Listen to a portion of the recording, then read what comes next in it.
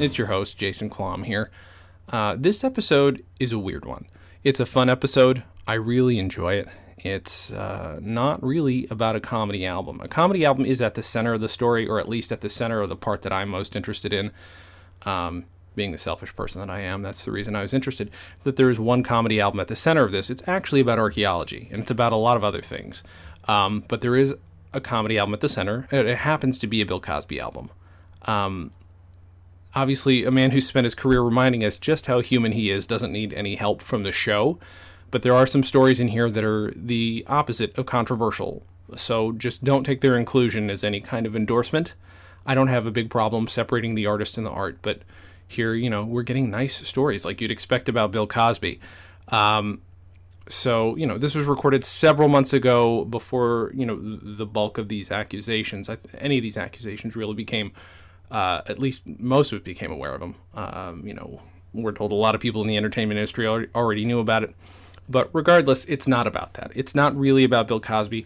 There are nice stories. Take them as they are. Again, don't take them as some kind of an endorsement from us.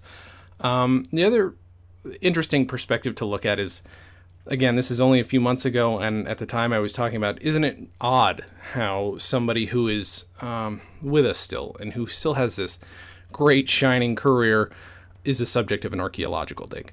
Well, I think it's appropriate now to be talking in archaeological terms about Bill Cosby and about his career. It's appropriate to be talking about it in technical terms, non-emotional terms. So it's a relief to talk about it in that way, actually. But again, don't take it as any kind of endorsement of him, even as a comedian. I love the comedy, I really do, but that's not the point of this episode. And I don't know if there will ever be. I don't know how many Bill Cosby albums are even going to come up at this point on the show, except as afterthoughts. So enjoy this. Ponder why is there air?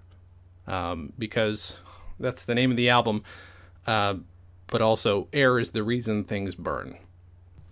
That'll become significant as you hear the rest of the episode, but don't let it get you down. It's a fun episode. Enjoy it.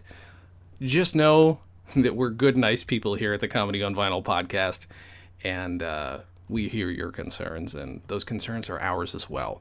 So enjoy this, listen to it for what it is, and have fun.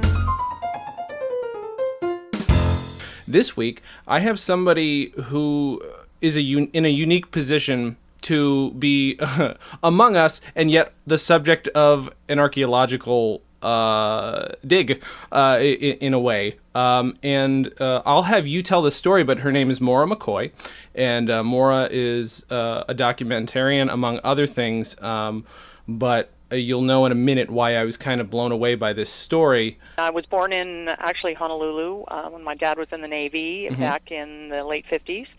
And we originally lived in Southern California. He is from Pasadena, where he was born and raised. And we ultimately moved up to Marin County, just north of San Francisco, in the early 60s. So it was a time of kind of great change and excitement. San Francisco was kind of the epicenter of that. And my father and both my parents ended up falling into that whole group of people who were trying to make a change in the world, and the initial kind of what led to that was their contact with people in the entertainment industry. So entertainers, musicians, comedians. When you look at the counterculture of the 60s, people sort of look at certain groups or certain people as, definitely vocal, maybe the vocal minority, but definitely the voice of a certain generation or of a certain movement. You don't necessarily assume that they had a big enough impact to convince somebody who was independently wealthy to go on and change not only his own life, but the life of his family and a number of others. Exactly. I mean, my father, he was independently wealthy. He had inherited, he had come into an inheritance of about $500,000, which in today's dollars is somewhere around $4 a little over 4 million. Yeah. When he moved to Marin County, they decided wouldn't it be a great idea to bring up a group of houseboats and create what they called a houseboat marina? And to them, it seemed like a great idea. Unfortunately, it was kind of a big failure as far as selling these homes. I mean, my dad used to talk about it with a laugh, but they had no luck at all. A lot of people came to look, and as he said, but no buyers. Right. So that led to them. They had a salesman who was living in one of the houseboats, and he came to them one day and said, I know through a friend, I know some entertainers. My father was a little bit reticent at first, but thought, well, why not bring in some money? And that really is what got the whole thing started, with renting out the houseboats to the different entertainers that came to stay there. But one of the people he ends up running into and becoming close with is Bill Cosby.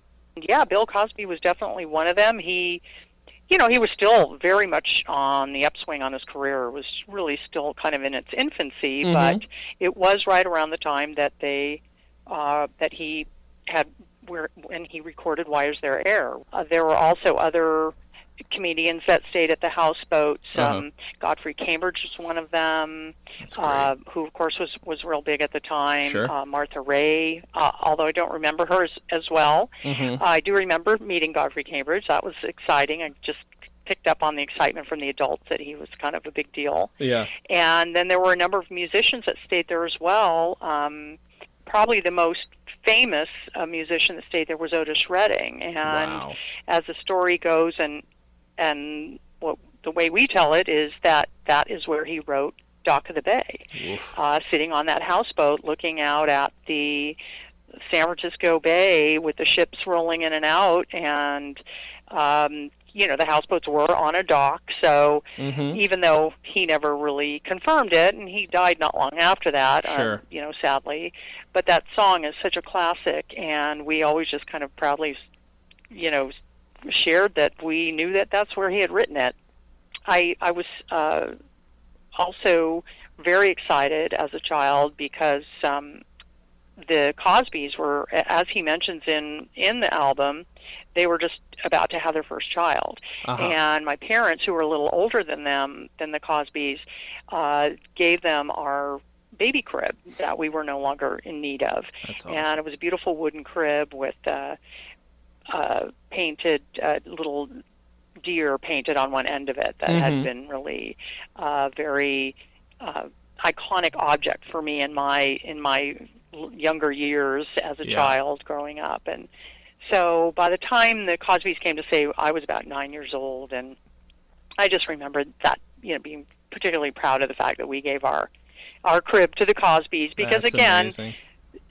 This was his third album, but he was starting to really make a name for himself, and and I knew that was a big deal. Bill Cosby was a big deal, and the fact that he had this record, and I remember that album cover so well. My father used to take all the vinyl, the album covers, and he put them up on the wall behind his desk of all of the artists that had stayed at the houseboats. And it was a pretty good collection. His career starts off, all you can do is tell stories about your own childhood. His whole new career, or who Bill Cosby was to everybody, started, with him having a baby and learning what that's like. And I guess the album won the Grammy the next year for the best comedy album. And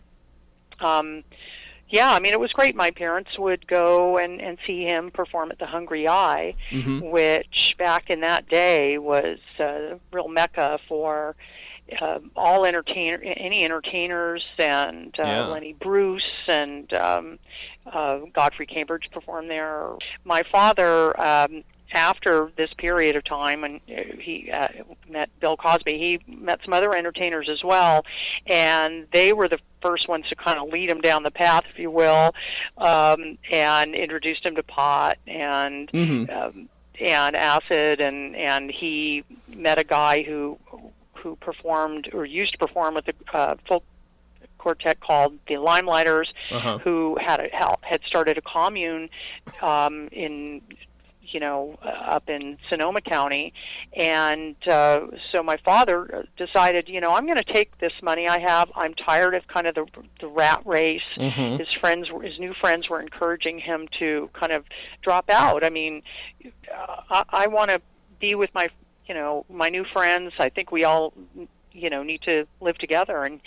And what happened was they ended up finding a place for all of them to live that was actually so large that they started inviting even other people to come and live, and ultimately he decided that that would become a commune Mm-hmm. by, not by any other name, but by that name. Mm-hmm. And that place was a beautiful former a turn-of-the-century estate Okay. that was called Olampali, which is an Indian name, and that's it's now a state park. They lived there.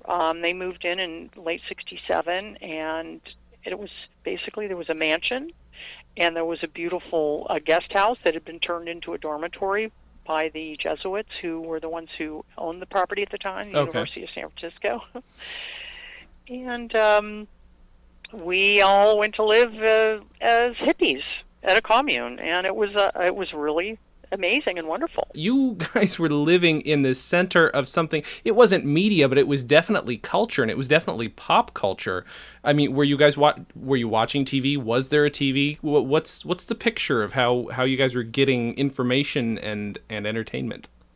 Well, I mean, that's a good question. TV was not a big part of what was going on up there. I have to tell you that this was obviously pre-cable. Mm-hmm, and as I recall, we probably did not get much, if any, TV reception. Okay. We were 3 miles north of the nearest town and quite a ways north from San Francisco. So it might have been partially because of that, but I don't. Television was not playing a big part there. We were really kind of entertaining ourselves. Music was a big part of the entertainment. That we would play records, and we would go into San Francisco. We would occasionally attend Grateful Dead concerts or other concerts. We would be go backstage because of course we were part of that inner circle, basically. That's amazing. But that's I mean, that's another thing in and of itself, that your experience with pop culture, and there are a lot of comparisons you could draw that wouldn't be favorable to nowadays if you were living the same experience and getting to see who, if you were in, there are plenty of people, especially in Los Angeles, who are in the inner circles of people who are popular and influential now, and I would have no interest being involved with those people. However, let's skip back to 1967, and there are bands that I don't even listen to now that just the idea of being among them would still blow my mind on so many levels. So I mean, to be experiencing your culture, most of it firsthand, even if you had the records, you still get to experience so much of it first. You're pretty young at the time, but was there a sense of what was happening at all, or was it just, I love this, I'm enjoying the hell out of it? Well, I mean, I guess it was a little bit of both. I have to say to see, one of my favorite bands at the time, and they had a couple hits on AM radio, which was basically what I was listening to, was Blood, Sweat, and Tears, and I really loved them. And I remember how excited I was one night when we went to a concert, and I really didn't know about these concerts. We were just kind of being taken here, wherever, by the adults, when you're a kid.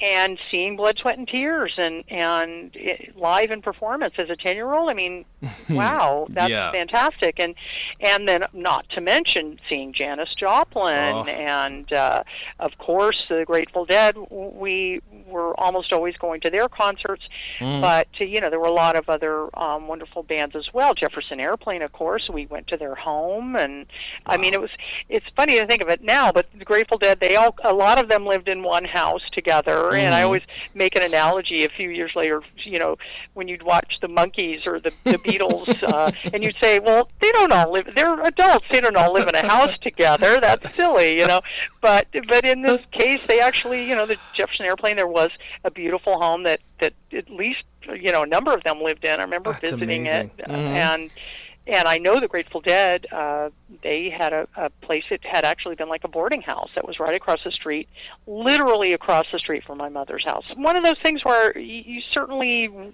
did realize it at the time. Yeah.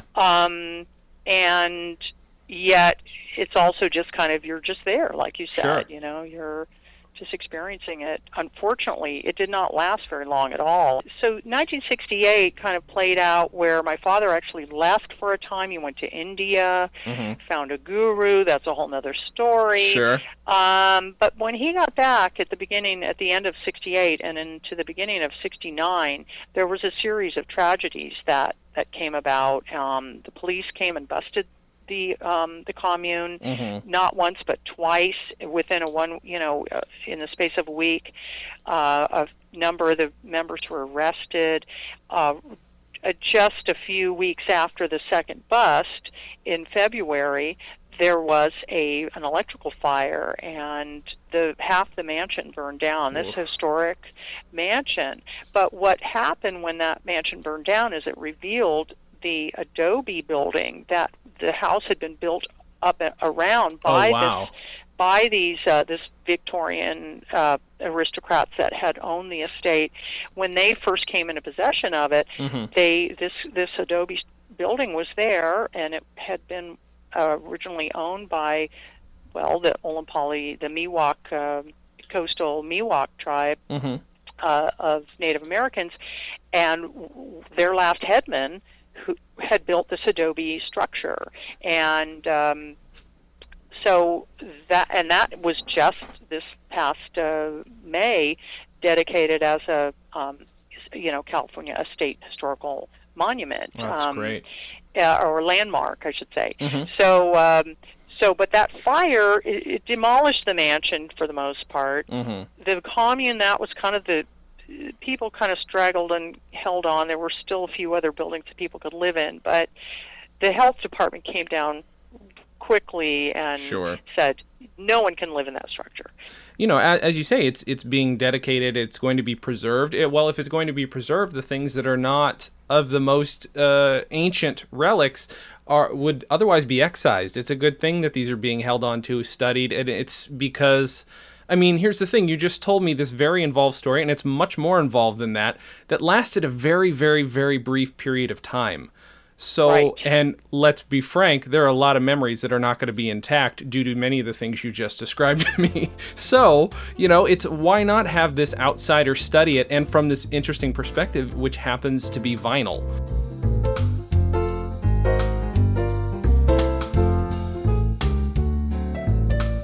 I wanted to take advantage of this break to tell you guys about a new podcast that's coming to the Stolen Dress Network. It's called Buddies in Space. It's hosted by Mike Carrassi and his buddy Smike. You might have heard them on a recent episode of the Dan and Jay's Comedy Hour podcast a couple weeks ago. It's them geeking out, being funny, and having a couple drinks, so they're the perfect sister podcast to Dan and Jay's Comedy Hour. I think you'll enjoy it. The first episode comes out this Friday, May 8th, and you'll see it every other Friday on stolendress.com. You can also check them out on buddiesinSpace.com. Give it a listen and let us know what you think. Well, my name is Breck Parkman. I'm a senior state archaeologist with California State Parks, and I work in the state parks of the greater San Francisco Bay Area. There's about 30 of them, including a place called Olompali State Historic Park, one of my favorites. You come into the story 20 years later, originally? About 10 years later. Oh, 10 years later. Okay, wow. See, that's even more interesting to me. I mean, we were talking about how kind of comically absurd it is that something can be gone for only 10 years, but all of a sudden it is this snapshot in history that needs to be preserved and needs to be studied. But it's traditionally we don't think of anything only 10 years old as being worth studying, but I love that you found an interest in this. Well, something that's 10 years old will someday be 110 years old. If it's significant, and it's going to be significant when it's 110 years old, the best thing is to look at it when it's 10 years old, because there's still people around you can talk to, like Maura, who remember. So if we'd have waited, 100 more years, I don't know that we could have done as much as we've done. That makes sense. Now, again, I know I'm going to be nitpicking because obviously I have a comedy podcast, but I do want to get into the fact that you found this, you found a pile of records. Why don't you tell me about finding them, what it was like, and why that became significant to you, and how fast that became significant to you? I went out there in January 1981, so actually 12 years after the fire. Okay. And I was sent out to study this new park and to find everything I could having to do with history. And I went into the burned out hulk of this former mansion, and there on the floor was a pile of records and some little fragments of tie-dye clothes and some other various artifacts. And it was actually like a little pile from the fire debris, and I looked at it and said, well, it's hippie artifacts. I kept going. But I came back about an hour later, and I was looking at some of the records, and you could still see some of the labels at the time. And the one on the very top was a Beatles record. And I thought, well, that's appropriate. Mm-hmm. And over the next couple of weeks, I started thinking I really should collect or record or document as part of this flow of history, because this park had 8,000 years of history, real significant history. Wow. And this was just yet one more chapter. So that's kind of how it began. So actually, from the first day, I had a fascination, but it took me years to actually do anything. The records were perfectly safe inside a fenced-in building. Over the years, the building began degrading, and the records started suffering, and that's when the decision was made to collect some. And what I found out is there was a lot more there than just Beatles, and that's what makes this whole story interesting. There was Bill Cosby, for example. Exactly. Now, were you familiar with that album when you saw it in there? I was actually. I'd listened to it before I went out there. It was one of my favorite. I like Bill Cosby a lot, mm-hmm. And there's a couple of the recordings. Driving in San Francisco has always been one of my favorites because I had the identical experience first time I drove in San Francisco with a clutch that slipped, and so I love the album. I didn't listen to it when it came out in '65. I probably heard it first in the early '70s, mm-hmm. But it's one of my favorites. Was that one piece of comedy significant, or the idea that they had just the one sample, or was that just seem typical? It's the only comedy album I've identified so far. There's 93 records. I've identified 55. So for all we know, there are other records, possibly other Bill Cosby records. Mm-hmm. But right now it stands alone, but it's a beautiful record. If you're going to have just one of that genre, it's a really good one. I think to find. I can picture, I don't know how often it was listened to at the commune, but it's easy to picture a room full of hippies listening to that album, unlike some of the others I found. Right. Yeah. Now that's where you had sort of the theme of your piece, because you got to write something about it that where you really got to, you found something that you considered to be atypical of the group. So what, out of the other 54, the non-comedy albums, what kind of stuff did you come across? Well, there was a lot of jazz. There was Ella Fitzgerald. There were a lot of musicals, show tunes, West Side Story, South Pacific, Kismet. Someone really liked musicals. There was Burl Ives. There was Ken Kesey's Acid Test. Everything from Burl Ives to Ken Kesey. Wow. There was Beatles. There were a couple of great albums from that time period. Super Session mm-hmm. with Stills and that one. Wow. Vanilla Fudge, mm-hmm. Bob Dylan, Frank Sinatra, Dean Martin. Just sort of a who's who of all types of music, but a lot of pop, a lot of musicals, some country western, a lot of jazz, a little bit of rock. Just about everything. I don't think I found opera. I think that's the only genre I think I've seen. And with any luck, it'll be in one of the unidentified. So Bill Cosby stood out as the comedy album, and there may be more, but right now there's just that one. But what a great album, though. And of course, was it significant to you because it was sort of a lot of the stuff was very mainstream or quote unquote square or quote unquote straight? Or was it also, does it say something about the fact, at least in speaking to Maura, she reminded me a few times, she's like, some of these people, they had to, it was a gradual development from square to hippie. So I'm just curious where that all falls on that timeline. I found, so I have 93 records. They came from at least 4 different locations in the house. Mm-hmm. The first ones I saw, I'm pretty sure I know who they belong to. They belong to the oldest female member of the commune, Sandra Barton. Right. And I think the musicals were hers. But records are found elsewhere. So I think we have two things. We have records that were brought to the house as people became hippies, records that were sort of cultural baggage, things they listened to before they put flowers in their hair. And then we also have the records that people either acquired or were actively listening to during that time. Bill Cosby could be either. But like I say, I can envision Bill Cosby being an album that they'd be sitting around listening to in '68. Burl Ives is a harder one. Yeah. I have a feeling that Burl Ives was something somebody brought along and probably didn't listen to a lot once there. But that's just a guess. Right. Yeah, I mean, you do. I guess that's the hard part and the interesting part that, again, even 100 years, again, if it was 100 years later instead of 112 years later, there are always things you're going to have to guess at. Is that frustrating for you, or is that the creative part of it for you, trying to figure out the math of it? I like the math. I like filling in those gaps as long as you have reason. And, I'm trained as a scientist. I try to do the scientific method. And so I've talked to a bunch of people that lived in the commune in addition to Maura. And I've asked people, do you remember sitting around listening to Burl Ives or to the musicals? And no one remembers that. Okay. They remember listening to the Beatles, the White Album. Everybody talks about listening to the White Album in '68 at Christmas. And Grateful Dead, the first Grateful Dead album, which I haven't identified yet. It may be one of the unidentified records, but a number of people recall listening to the first Grateful Dead album. But most of them, though, I haven't found, and I suspect a lot of the records I've identified were not actively listened to during the 2 years of the commune. Okay. I could be wrong, though.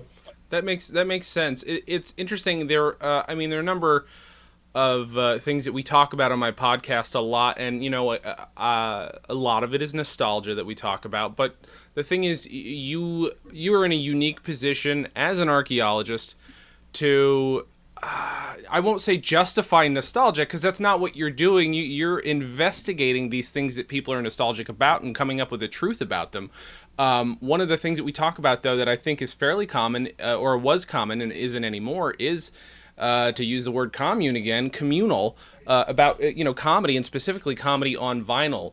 And that's a thing that I feel like if if there were something like this commune today, burns down today, and then 10 years down the line, you're not going to find the same thing because everything's digital or it's CDs. Just because there's less vinyl, there's less of a, for lack of a better word, record. Absolutely. Yeah, I think the very fact that these vinyl records are artifacts says something. You can still find them. I still see them at the flea market, and there's used record stores, but they're sure harder to find now. And vinyl was beautiful. I think it's still the best sound there is. Yeah. But it's not as convenient as some of these other things that we're doing now. But another thing in the commune, in addition to listening to commercial music, they were making a lot of music. Right. And the records are just a small part of what I found. I found toothbrushes, hair combs, toothpaste, perfumes. I found shoes, clothes, pocketbooks, jewelry. I found a few things they probably wished I hadn't found. Everything in between. The one thing I found that they probably wished, I found a lot of steak bones and pork chop bones, and yet 3 months before the fire, the commune was in the newspaper saying we're all vegetarians. Something changed. Somebody was eating a lot of steak at the inn, but the records are really, really special. But I found parts of guitars. I have a lot of photos of them making music. And if you think about even today, if you're alone or you're a couple people, you might be listening to music. But if you get a bunch of people in the house, chances are you'll make music. Yeah. Someone will be a musician. And rather than having 20 people sitting around listening to an album, chances are you'll be playing a guitar or something. Not always, but often, I would guess. So I think the math there says that the more people, the less likely you're going to be just sitting on the sofa, listening. And that's what the 60s was about. Is this unique for you in that it's, is it the only sort of near history thing that you've worked on, or what kind of projects have you worked on? No, I do it all. I've been an archaeologist for 40 years now, and I've worked on 5 continents as an archaeologist. Wow. So, but California is where I call home, and this is where I actually work for a living. The other places I work for research or pleasure. But I've become more or less a contemporary archaeologist. So I've excavated a second commune. And I'm currently studying a Marine Corps Reserve unit that trained at one of the state parks in the 1960s. Wow. So I'm doing interviews and archaeology of the battlefield as these Marines were preparing to go to war. Yeah. And I'm finding some similar things. I'm finding that even recent history, archaeologically, we can learn from it. Yeah. And like I'm learning from this hippie history, I'm also learning from the Marine Corps history. And it's only now 40 years old. Yeah. But the people are still alive, the officers and the riflemen, and I can look at what I'm finding in the field and then ask them about it. And on any one day, I have hippies and Marines upset with me. Because sometimes I ask hard questions. In any given day, you have to ask very tough questions. I'm curious what kind of questions those are, if you're allowed to talk about this kind of thing. I assume so, but. Well, with the Marine Corps Reserve Unit, I like to find out why people joined that reserve unit after 1965. Sure. In 1965, our president decided to expand the civilian draft and not call up the reservists. Right. I think that reserve unit, I think some outsiders joined the reserve unit that really didn't want to be Marines, but they also didn't want to go to Vietnam. Of course. So in doing the archaeology, I look at the archaeological sites that date from 66 to 69, and I think I might see something different. These are the trash pits and the sleeping areas for the Marines. So I'm looking at morale, the archaeology of morale. And by 68, the morale was low in the military. And I think I see it in this reserve unit. In 62, 63, it's a different situation. Same thing with Maura's commune. The chosen family at Olompali, the first year was closed. Okay. You had to be invited in. The second year they opened. And they got overwhelmed by newcomers, some of whom shouldn't have been there. And that led to some of the problems that got the commune kicked out. Right. So same thing with this Marine Corps unit. In 65, it was closed. The only people that really wanted to be Marines were in there.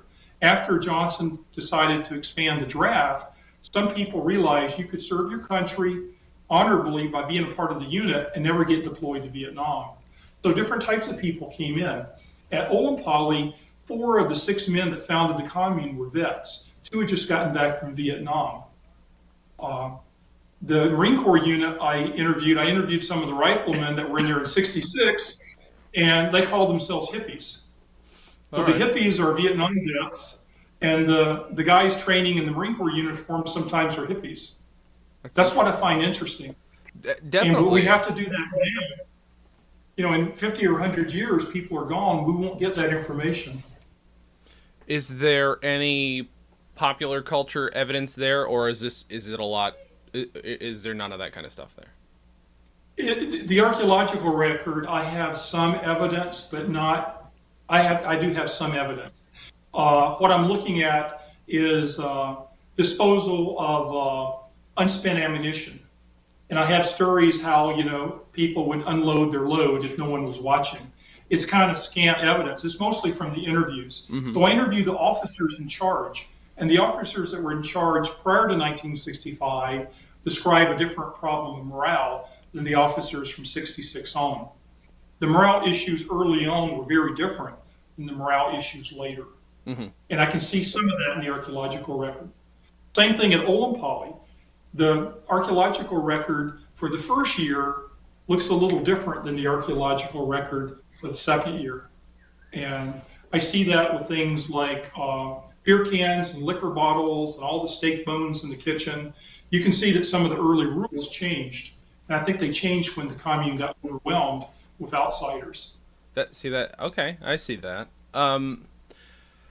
It's funny, like somebody, again, as interested as I am specifically in the comedy part of it, or at least in the pop culture part of it, you're dealing with, like, you're having to even just figure out what some of these records are because of the condition they're in. So, I mean, that's rough. So, I mean, is there anything that you can draw? Well, see, I guess, like, if there is just the one comedy album, like you say, you can picture them listening to it, but it's not one of those things that you're going to have overwhelming evidence of, I guess, especially in the face of all these other records that they have. Because I guess you would know more about, what I'm saying is you'd know more about them, I guess, if you knew more of what kind of comedy they were listening to. Of course, they were in an area where they could go to the Hungry Eye and see comedy live. Yeah, right. right. There were actually performers as part of the commune, Mm-hmm. and one was a comedian, um, Jojo. I forget Jojo's real name, and he was actually a professional comedian. There were Okay. also singers and musicians. So, but you're right though. Being just 40 minutes from San Francisco, 30 minutes from San Francisco, actually then now 40 minutes. There was so much available. Yeah. Um, But I haven't asked everybody about the Cosby album, and sooner or later someone might say, "Oh yeah, we listen to that religiously." yeah. I just have to do more questioning. Sure. Like I say, I would imagine that was probably one that was downstairs. Downstairs being the communal area, Okay. and not in one of the bedrooms. And that's But I don't know for sure. and that's the other thing too, that this again, if if even if you were to find records in a site from today, it would mean something completely different. It would mean that there was a collector, whereas you have to, if you skip back 40 years, it must mean, or likely means, that there were people were getting together and listening to comedy albums. There were party albums at this point. Something, it's a phenomenon you don't see anymore. Yeah, yeah, right, right. No, we've lost that. There's several reel-to-reel tapes that I found that I haven't looked at yet. Oh wow. There's four of those, and they might be commercial. I mean, they might be Beatles, Right. but they also might be something that was recorded there. Yeah. And because of who was there, Bill Cosby. I don't know if Maura talked about Bill Cosby's relationship with her dad, Mm-hmm. but her dad and Bill Cosby were friends. Yeah. Grace Slick, the Grateful Dead. A lot of people passed through Olympali, and I have this hope that on one of those tapes, it's like a jam session. Oh. People talking, joking, playing, and maybe you have Garcia or Bill Cosby or who knows. The tapes are in pretty good condition. I think we can lift the words off of them, the voice off of them. I just haven't had a chance to do that. Yeah, the hard part with that, I'm actually dealing with that very type of thing right now. Nothing that was, involved in a fire, even in the vicinity of a fire. Thank goodness, knock on wood. But and everybody I'm talking to said, be very careful. You might only get to play it once. So I guess that's rough, huh? Well, I want to transfer it to digital, Mm-hmm.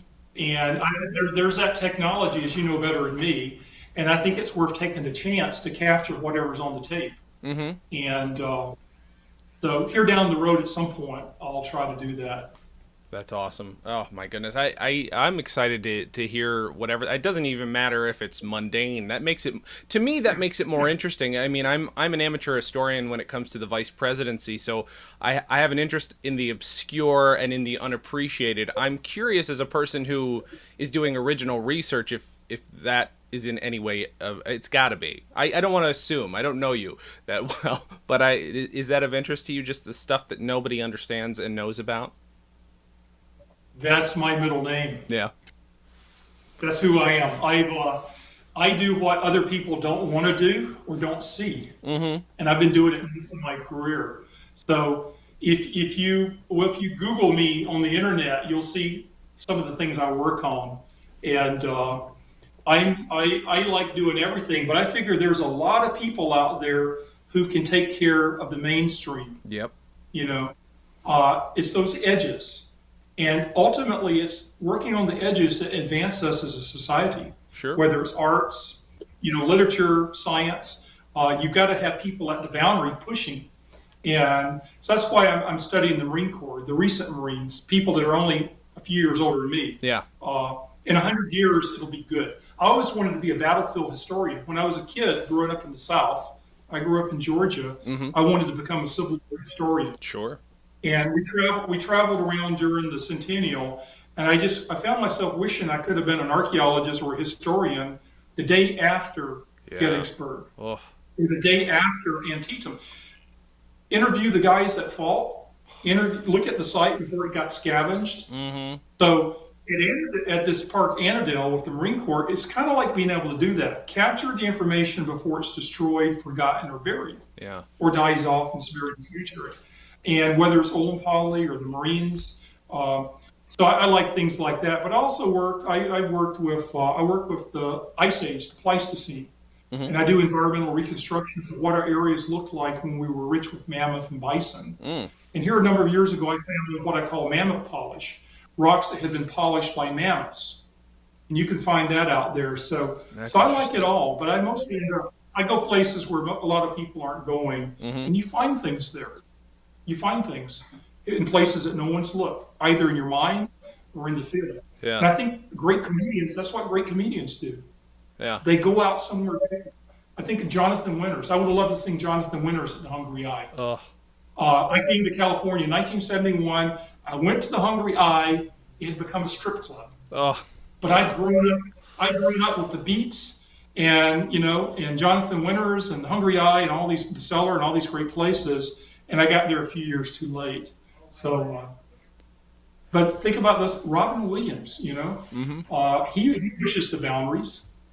And as a result, it changes lives. So yeah, that's the archaeology I want to do. See, that's amazing, and I'm in no way gonna compare myself to what you do, because what you do is legitimate, important work. But at the very least, I can feel a kinship in that there's always something important to be found in the stuff that nobody necessarily cares about, or stuff that wasn't important, might not be important in and of itself, but what it says about the time, what it says about the people who listen to it. You know what I'm saying? So I'm just fascinated that there's any connection that you found, that there's this, that pop culture gets to mean something in a different way, because a lot of people place this value on pop culture nowadays, whereas you found a way to make it mean something different. Eventually, it'll be our ancient history. Right. It won't be pop culture. It'll be our ancient history.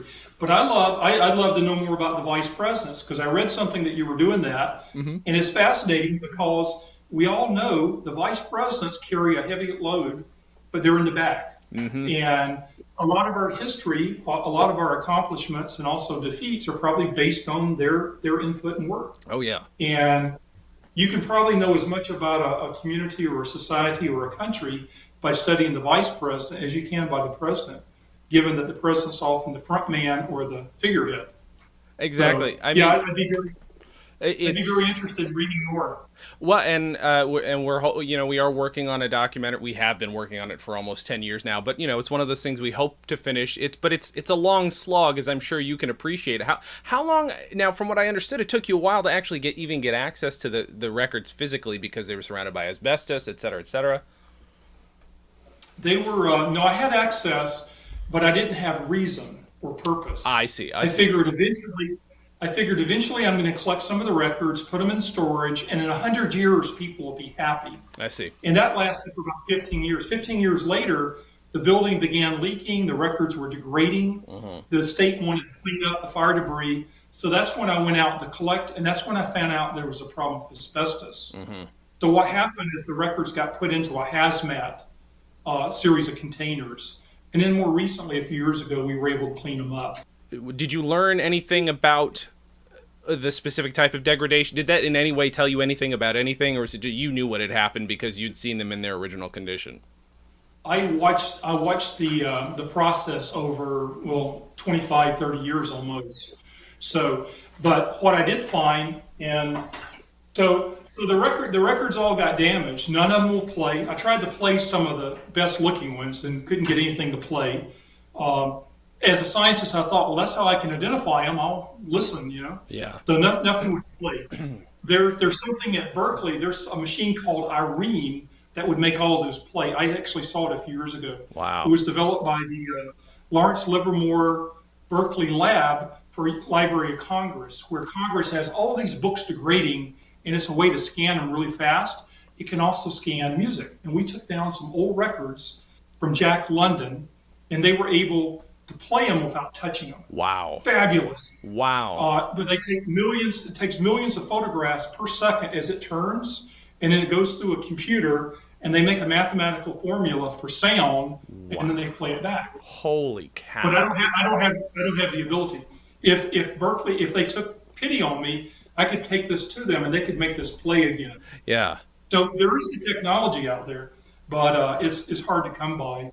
So, but what I've done, I've looked at the records, and what's really interesting is now I know the cardboard covers for 33 1/3 albums provide a certain amount of protection for fire, because all of the records. This is an unusual one, the Bill Cosby.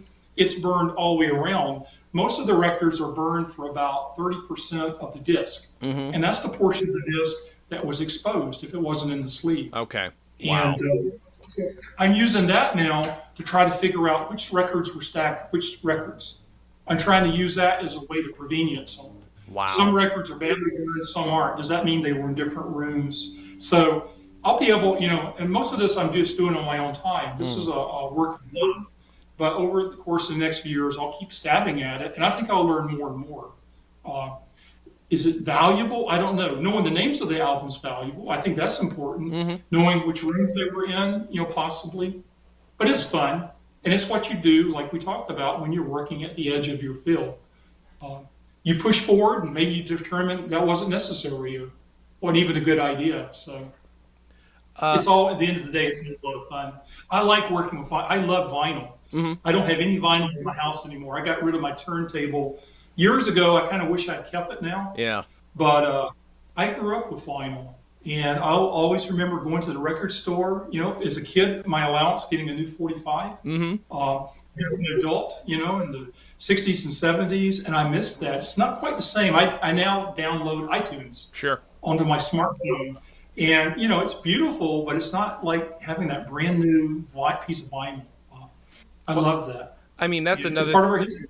Go ahead. Sorry. It's just part of our history. It's part of that culture that we come from. But I have an 8-year-old son. He doesn't know anything about vinyl. He will never experience it. It'll be something different for him. Yeah, it's different. I mean, I wonder what people are going to remember in the future. Obviously, they'll have plenty to remember. We all have memories. But, the tangible, I think, will always be important. So I'm curious what's going to replace that, because pop culture at one point was almost exclusively tangible or almost exclusively memory-based. You had to go to a movie, have an experience there, and that's why you remembered the good movies. You bought an album, you held on to it, you read through it, you looked at the cover. That's why you remembered it. That's why it stuck with you. So I'm curious. I'm not going to know what's going to matter to the next couple generations, but I'm curious. It is changing faster and faster. We lived with vinyl for several generations. And now I look at the technology, how fast it's changing. I went from vinyl to an 8-track. I had an 8-track in my car in 1970. And then in the 80s, the cassettes. And then the CDs. And now it's just changing so fast that we may not keep a way of doing it so long that it becomes ingrained in us like the vinyl was. Vinyl was around for a long time. Yeah, and it's not completely gone yet. No, exactly. And there's still a resurgence. Even luckily, there are a couple companies that do, exclusively comedy albums, and a lot of them do vinyl. And people are keeping it alive, luckily, but it becomes, for a lot of people, it's nostalgia.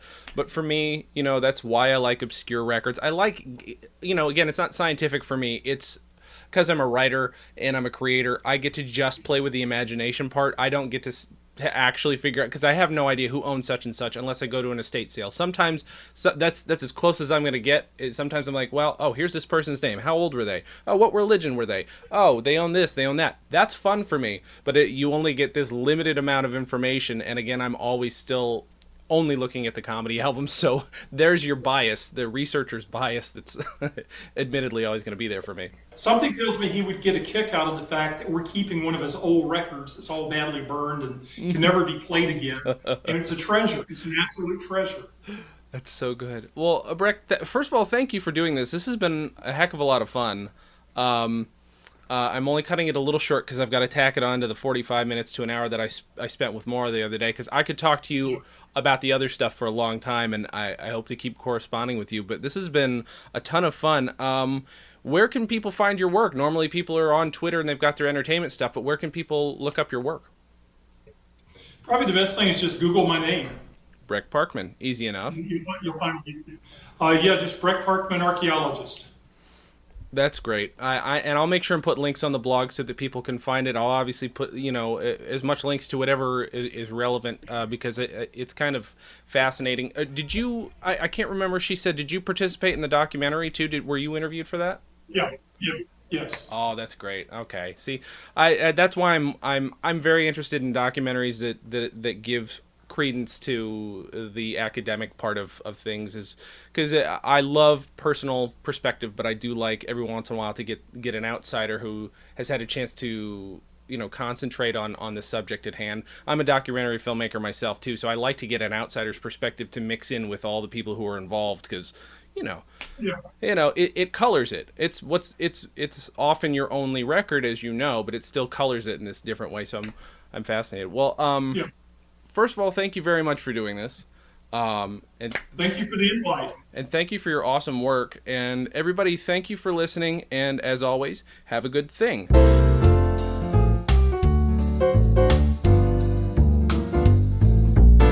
Comedy on Vinyl is a production of Stolen Dress Entertainment. It is produced by Mike Warden and is hosted and edited by Jason Klamm. Our theme song was composed and performed by Richard Levinson. Please visit stolendress.com to listen to our other podcasts, read our blogs, read our tweets, watch our videos, and read our books. Please subscribe on iTunes, and if you like us, give us a 5-star rating and a nice review. You can find us on facebook.com/comedyonvinyl, Twitter @comedyonvinyl, and find everything else at comedyonvinyl.com.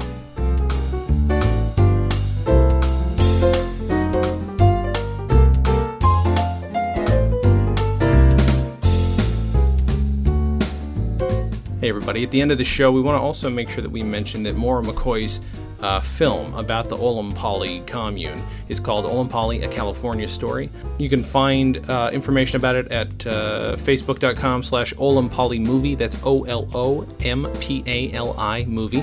All the information is up there. We're looking forward to seeing the movie, obviously, here. Very excited about that, but wanted to make sure that you went there. And I will make sure to put links up to Breck Parkman's information, including the report that he wrote about the Olompali commune. Thanks so much.